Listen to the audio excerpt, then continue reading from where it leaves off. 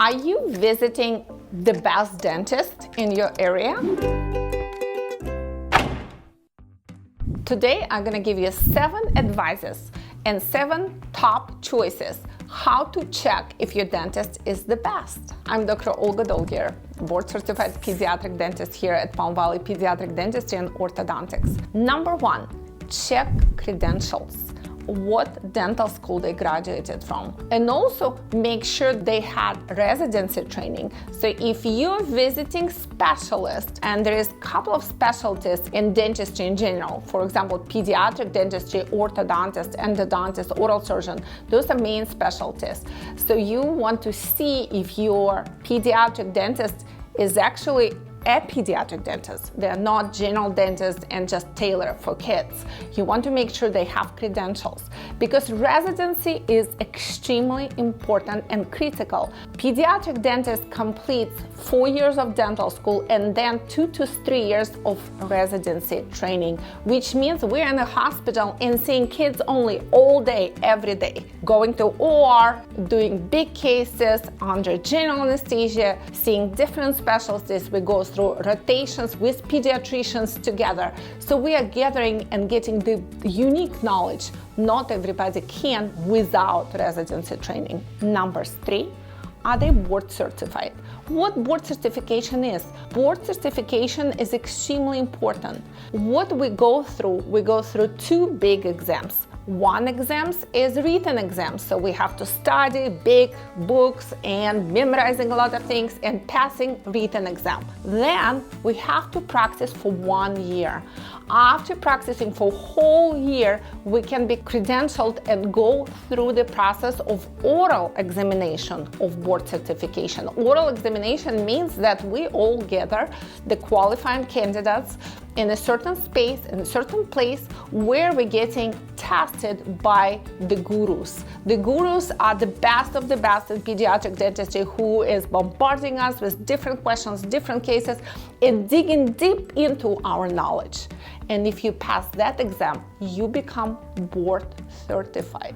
What is after that? After that, experience. Experience counts. When you out of dental school, out of residency, you got a lot of knowledge, but you just don't have that experience yet, which you need to develop little by little. My opinion, the best pediatric dentists probably people who practice for a couple of years after. So every 10 years, every pediatric dentist like me have to go through board recertification. So we have to take that exam again. Crazy is that. But it gets easier because now you gather all this big knowledge for the 10 years of practice. What else is important? To pick the best pediatric dentist for your child. Look at the office environment. If it's a friendly space, if your front desk person or administrative assistant smiling into you, they're glad to take your appointment. They're glad to take a phone call when you're calling. Then it's a good indication. Maybe that office is good. What about the assistants, hygienists? Are they glad to see you? Are they smiling? Are they asking your name? Are they playing with your child while taking x-rays or doing cleanings? Those are good check mark, check mark, check mark. All good for your little kid to be in the right office. Also make sure you are allowed in the back. We do not allow parents in the back, only in very, very few exceptions. Most of the time, you're welcome to accompany your child through your dental appointments, your treatments, everything. You can see what we do, you can see how we practice. Sometimes I ask you for your help because if your little one is not behaving, you know him more than I do. So you might help me with managing his behavior. That is another big check mark on your selection of the best pediatric dentist for your child. And another one, if you had a dental appointment and after treatment, your child experienced discomfort and pain for a long period of time, not once, not twice, not 3 times, but 5 times, or every single time your kid is getting some kind of treatment done, they have problems, pain, and you have to call back that office and schedule an emergency visit, it might not be a good indication for the best doctor. maybe something does not work. Maybe you should seek second opinion. So that is extremely important. Also, I just mentioned second opinion. When somebody comes to me, I want to have a good relation with your child and you as a parent.